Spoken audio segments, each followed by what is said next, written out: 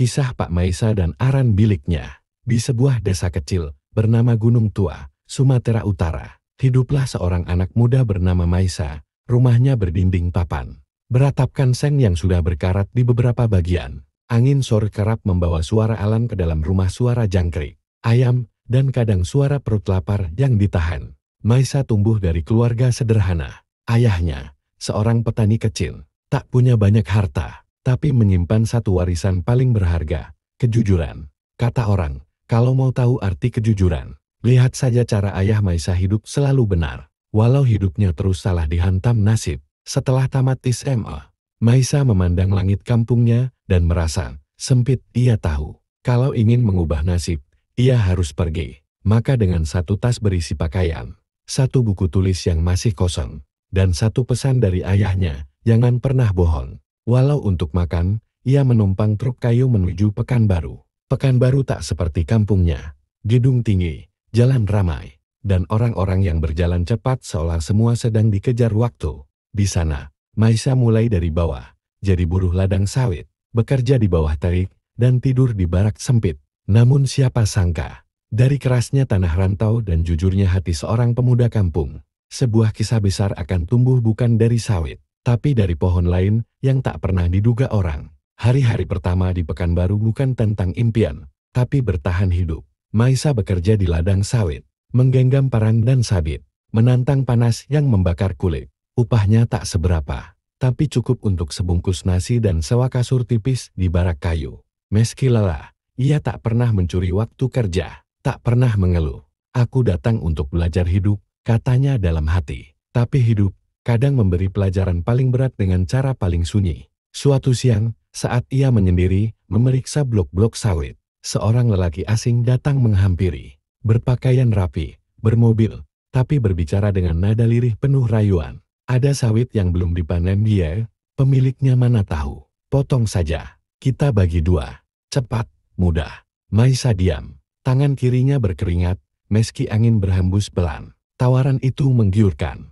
Gajinya sebulan bisa didapat dalam sehari. Tak ada yang melihat, tapi ada suara ayahnya dalam kepalanya. Jangan pernah bohong, walau untuk makan. Ia hanya menjawab pelan, maaf, itu bukan milik saya. Orang itu pergi. Tapi hari itu, Maisa tahu, kejujuran akan selalu menguji sebelum memberi. Lalu, pada suatu malam, di bawah cahaya lampu minyak dan suara jangkrik di barak, Maisa merenung. Kalau aku tak bisa ambil sawit yang bukan milikku, mungkinkah aku bisa menanam sesuatu yang memang bisa jadi milikku sendiri? Dan di sanalah ide itu mulai tumbuh. Ide yang tak disangka akan mengubah hidupnya. Setiap pagi, Maisa menyusuri blok-blok sawit tempatnya bekerja. Ia perhatikan satu hal, banyak kalah kosong di antara pohon-pohon sawit. Tanah yang hanya ditumbuhi ilalang, tak dimanfaatkan. Di desa dulu, ia pernah melihat pohon aren tinggi menjulang. Daunnya lebat dan batangnya gagar. Tapi yang paling mengesankan, dari satu pohon itu, orang bisa ambil nira, bahan manis yang bisa jadi gula atau minuman. Satu malam di barak, ia memberanikan diri menyampaikan ide itu kepada pemilik kebun. Ia bicara pelan, tak banyak berharap. Pak, saya lihat banyak celah di antara sawit. Kalau boleh, saya ingin coba tanam pohon aren. Saya rawat sendiri. Kalau berhasil, saya panen sendiri. Pemilik kebun terdiam, lalu tersenyum kecil. Kau yang rawat, kau yang panen. Tapi jangan ganggu sawit ya. Maisa mengangguk. Tidak, Pak, satu pun tidak. Hari-hari berikutnya, ia mulai menanam. Bibit aren ia cari dari kampung. Ia tanam satu demi satu di sela-sela sawit. Orang lain menganggapnya aneh, buat apa capek-capek tanam aren. Hasilnya lama, bisa 5 tahun. Tapi Maisa tahu, tak ada hasil cepat untuk sesuatu yang berharga. Setiap hari ia siram, ia bersihkan rumput di sekitar batangnya. Setiap malam ia berdoa agar benih itu kelak tumbuh bukan hanya jadi pohon, tapi jadi jalan hidup. Dan tahun-tahun pun berlalu. Suatu pagi, Maisa melihat bunga pertama dari salah satu pohon arennya. Ia tersenyum kecil, sebuah senyum yang menandai awal dari sesuatu yang besar. 8 tahun, itulah waktu yang dibutuhkan Maisa untuk melihat hasil pertama dari pohon-pohon aren yang ia tanam. Satu persatu, tandan bunga jantan mulai muncul. Itu pertanda, nira akan segera menetes. Ia pelajari cara menyadap nira dari video dari orang tua di kampung. Bahkan sempat bertanya ke pedagang gula merah. Dengan bambu kecil dan wadah bersin, ia mulai menyadap. Satu pohon bisa menghasilkan rata-rata 10 liter per hari jernih, manis, dan harum. Awalnya ia jual sebagai air nira murni. Ditaruh dalam botol bening, ia titip di warung-warung.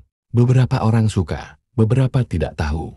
Tapi Maisa tak berhenti di sana. Ia berpikir, bagaimana kalau nira ini dijadikan sesuatu yang lebih istimewa? Ia mulai bereksperimen. Di waktu senggan, ia racik kopi campur nira panas. Rasanya unik, pahit kopi berpadu manis nira segar. Ia beri nama, Kopi Aren Maisa. Minuman itu jadi pembicaraan. Dari barak pekerja hingga kafe kecil, orang mulai mengenal kopi aren buatannya. Ia tak punya gerai, tapi pembeli terus datang. Ia tetap sederhana, tapi kini tak lagi kekurangan. Tiap tetes nira yang mengalir, seolah menghapus letih bertahun-tahun. Tapi ujian belum selesai. Ujian berikutnya bukan soal bertahan hidup, tapi soal bertahan dalam prinsip. Suatu hari, di tengah kesibukannya menyadap nira, datanglah seorang pria ke pondok kecil tempat Maisa biasa menyimpan hasil panen. Penampilannya sederhana, tapi cara bicaranya penuh hitung-hitung kene. Pak Maisa, saya dengar aren Bapak paling manis. Saya butuh banyak, tiap hari. Boleh saya beli langsung? Maisa tersenyum, untuk dijual lagi ya? Pria itu tertawa. Bisa dibilang begitu. Saya buat tuaki, aman kok. Biasa untuk acara-acara adat. Maisa terdiam, ia tahu. Secara hukum tak salah. Tapi ada sesuatu yang mengganjal. Air nira ini, ia tanam dengan jujur. Dirawat dengan sabar. Masa harus berakhir jadi mabuk di gelas orang? Pria itu menaikkan tawaran. Saya beli 1 drum per hari. Harga 2 kali lipat dari pembeli biasa. Bayar kas. Ke saat itu, Maisa sedang butuh uang. Ia ingin beli alat sadap stainless, memperluas kebun, dan menggaji 2 orang tetangga. Tapi tawaran itu meski legal bertentangan dengan hatinya. Akhirnya, Maisa menggelang. Maaf, air ini terlalu bersih untuk dicampur dengan niat yang karu. Pria itu pergi, tak kembali. Tapi Maisa tak menyesali. Ia tahu, hidup bukan soal seberapa banyak yang bisa dibeli, tapi seberapa kuat bertahan pada nilai yang tak bisa dibayar. Dan dari situlah, kepercayaan datang. Orang mulai mengenal Maisa bukan cuma karena nira dan kopi arennya, tapi karena namanya bersih. Seperti air yang ia teteskan setiap pagi. Kini, di ladang sawit yang dulu hanya jadi tempat kerja, berdiri ratusan pohon aren milik Pak Maisa. Di sela-sela hijau daun sawit, menjulang batang-batang aren yang setiap pagi meneteskan nira manis, bersih, dan penuh cerita. Ia tak lagi tinggal di barak. Ia bangun rumah sederhana dari hasil penjualan nira dan kopi aren. Ia juga mempekerjakan beberapa warga sekitar, mengajari mereka cara menyadap nira dengan benar, memprosesnya tanpa bahan tambahan, menjaga kualitas seperti menjaga nama baik sendiri. Produknya tidak hanya dijual di warung, tapi sudah masuk ke kafe-kafe dan toko daring.